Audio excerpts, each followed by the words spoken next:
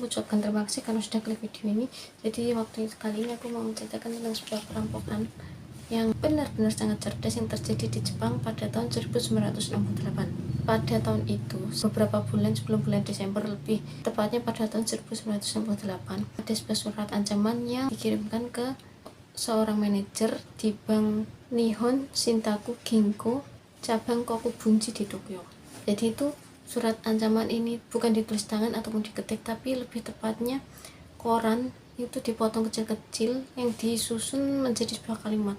Nah, karena ketakutan, manajer bank ini pun akhirnya melaporkan polisi, yang mana kemudian si polisi ini selama beberapa waktu menjaga rumah si manajer bank tersebut. Tapi sayangnya selama polisi menjaga itu nggak ada apapun, nggak ada kejadian kayak perampokan dan lain-lain. Nah, jadi polisi menyimpulkan bahwa surat ancaman itu datang dari orang terdekat si manajer. Jadi manajer ini nggak boleh bilang kepada siapapun selain kepada polisi dan keluarga dekat. Namun ya, saking ketar-ketirnya mungkin ya, atau takut setengah mati, jadi manajer ini pun akhirnya keluar dan teman di bank-banknya itu pada tahu. Nah, akhirnya pada tanggal 10 Desember 1968 pagi itu, bank itu mengemasi uang sebesar $817.520. Nah, jadi waktu itu uang tersebut akan dimasukkan ke dalam box mobil, yang mana kemudian uang-uang tersebut akan diberikan kepada karyawan pabrik Toshiba di Fusu sebagai hadiah bonus akhir tahun agar mereka bisa berlibur bersama keluarga di rumah. Nah, jadi ceritanya setiap tanggal 10 Desember itu bank tersebut memiliki rutinitas, yaitu mengantarkan itu tadi. Jadi setiap tahun itu sudah pasti. And for your information aja, jadi waktu itu kenapa nggak waktu transfer ya, jadi transfer waktu itu masih belum seaman sekarang. Jadi mereka itu lebih suka mengantarkan uang tersebut secara tunai.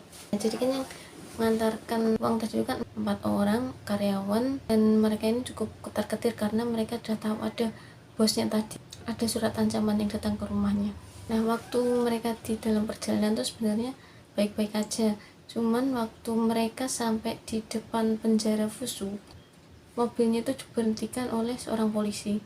Jadi seorang polisi itu berkata kepada mereka berempat bahwa rumah si manajer itu telah diledakkan dan banyak orang mengalami luka-luka, bahkan ada yang meninggal. Polisi itu juga bilang bahwa ada surat ancaman lagi yang disusul, yaitu yang berisi bahwa mereka akan meledakkan karyawan yang membawa uang tersebut, yaitu dengan meledakkan mobil mereka. Nah, jadi waktu itu para karyawan itu disuruh turun dari mobil dan polisi itu mengecek di bawah kolong mobil.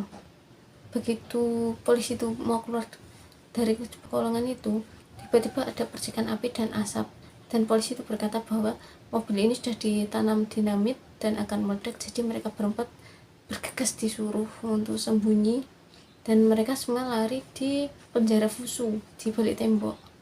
Setelah itu dengan berani polisi tersebut itu masuk kembali ke dalam mobil, tetapi nggak lama kemudian mobil tersebut menyala dan pergi. Karena penasaran, si 4 karyawan tersebut tadi langsung mengintiplah dari balik tembok. Ternyata mobil tersebut udah hilang. Mereka kan akhirnya bingung, jadi akhirnya mereka memutuskan untuk telepon ke bank tempat mereka bekerja. Dan kalian tahu apa di sini? Ternyata rumah manajer tersebut baik-baik saja, nggak ada ledakan apapun. Dan dari situlah mereka sadar bahwa mereka telah tertipu mentah-mentah oleh seorang yang sangat cerdas. Nah, setelah ditelisik, ternyata asap dan percikan api yang keluar dari bawah mobil tadi itu ternyata kayak peringatan suar gitu. Jadi percikannya itu seperti ledakan dinamit. Nah, jadi si perampok tadi setelah diselidiki, setelah perampok itu berhasil membawa uang tersebut kabur, dia tuh mengganti mobilnya dengan mobil curian yang sudah dipasang di tengah jalan. Nah, kemudian dia jalan lagi tuh, dia juga pindah mobil lagi ke mobil curian juga. Jadi dia itu mencuri 2 mobil sebelumnya sudah disiapkan di tengah jalan. Meskipun di TKP ada 120 lebih bukti, tapi tidak bisa menemukan siapa pelaku sebenarnya. Bahkan saat itu ada 170.000 polisi yang lebih yang terjun untuk menyelidiki kasus ini.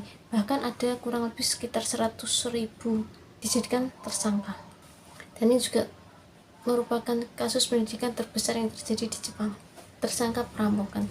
Jadi 5 hari setelah kejadian itu, ada seorang remaja umur 19 tahun yang tewas karena bunuh diri, yaitu adalah seorang polisi.